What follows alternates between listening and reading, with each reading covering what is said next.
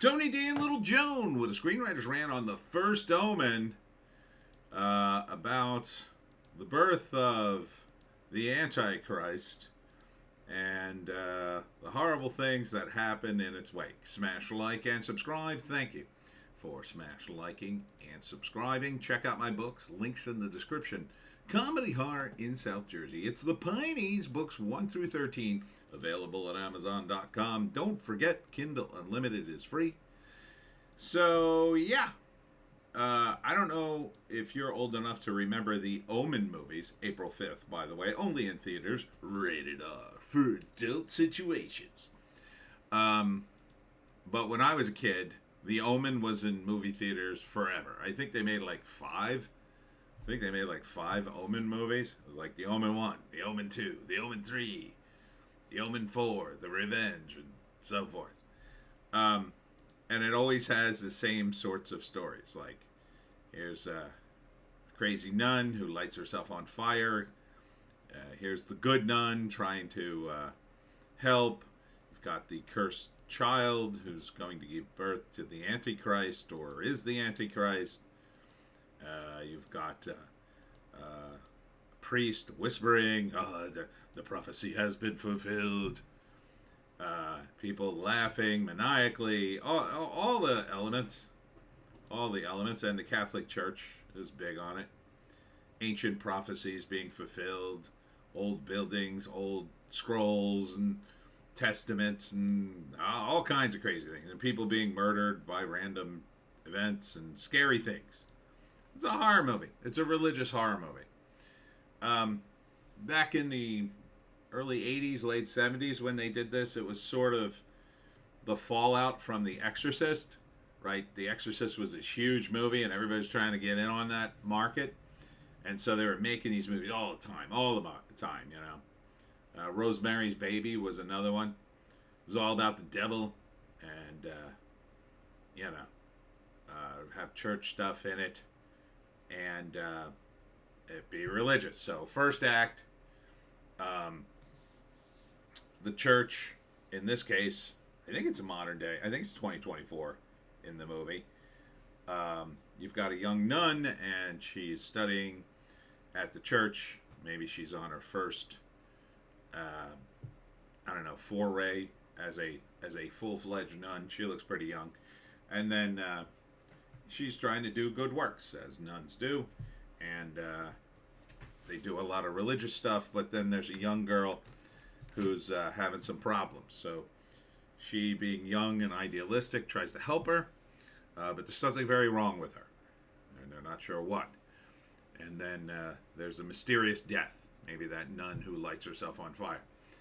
And everybody says, oh, well, she was just crazy. That has nothing to do with this girl. Of course, it has everything to do with the girl. And then as the movie progresses into the second act, it's all about this girl, and she's going to give birth to the Antichrist. And then it's grand conspiracy. Some of the religious figures, the priests, are in on it, and they actually worship Satan. They're evil.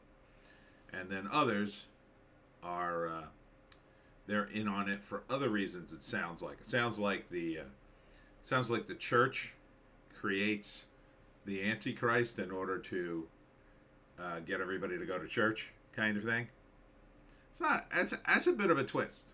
That's a bit of a twist. Back in the day, they wouldn't do that because they would know that religious people would be more outraged, and then nobody would see the damn thing, and there'd be a big protest.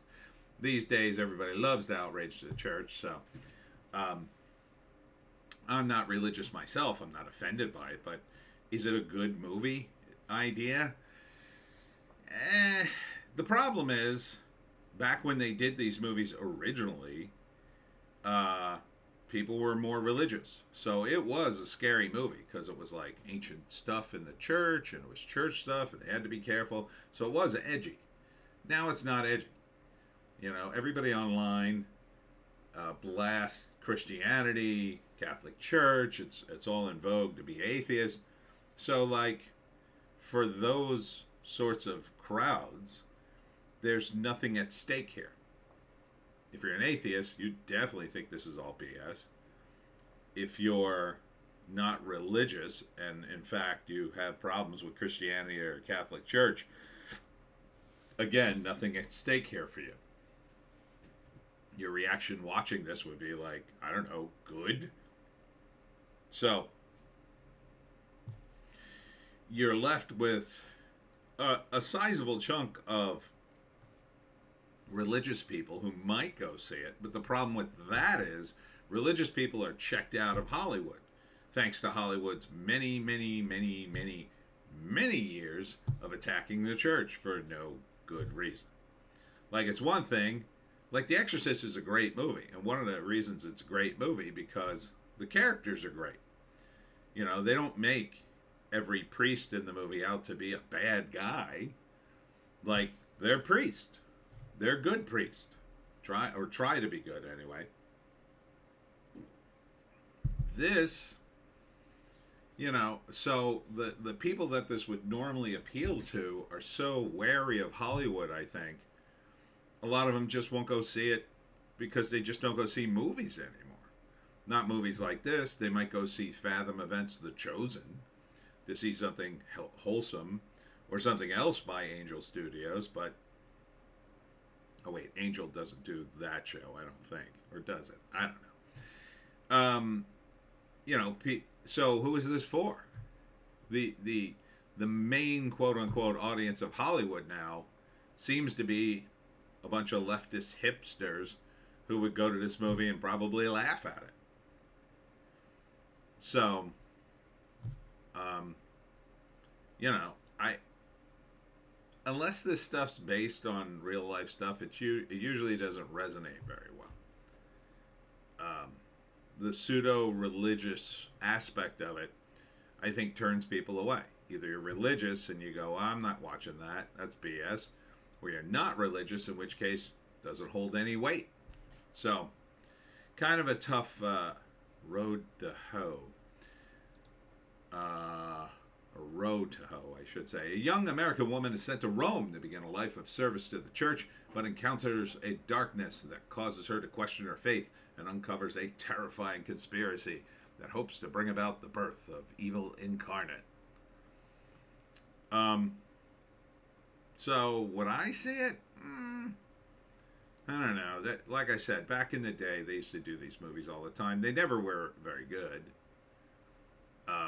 For me, I'm not religious, but I also just found it hard to swallow because they've just done this kind of movie over and over again. It's the same sort of thing. It's like some ancient prophecy in the Vatican, and somebody's possessed by a demon or gives birth to a devil or something like that. Doesn't really come across as credible, even in the confines of the movie physics. It just kind of, they've done the movie too many times, I guess, for me.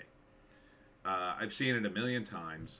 It's rare that I watch it and go, oh, that's scary, you know, because it doesn't connect with anything for me. Like the cloistered nuns and, you know, the Vatican, like, how am I supposed to relate to that? Like, if it was, I don't know, something in the United States, maybe, and it was a kid who was being slowly corrupted by various forces in his neighborhood through drugs, but really behind it all was a demon. Maybe I could get behind that because it would be like a metaphor for drugs and the demonic energy. Is it real? Is it not? This, it's almost like a cartoon version of hell. So, I don't know. I feel like it's just beneath me. So, it's called The First Omen, and plus it's called The Omen, which, that was the movie they kept making.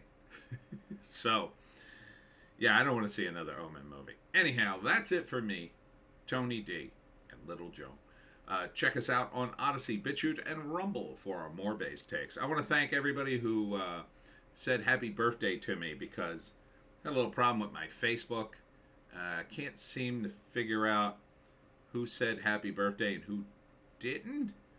I mean, a few people I thanked. I just want to make sure I thank everybody. And, I don't know what's wrong with my Facebook. The interface isn't doing it. I also waited too many days because it was just it was a crunch week, man. I had a crazy crunch week. Thanks to all came out to Lines on the Pines. And thanks to all came out to my parents' surprise 60th anniversary party, which went over very well. That's it for me. We'll see you in the next one.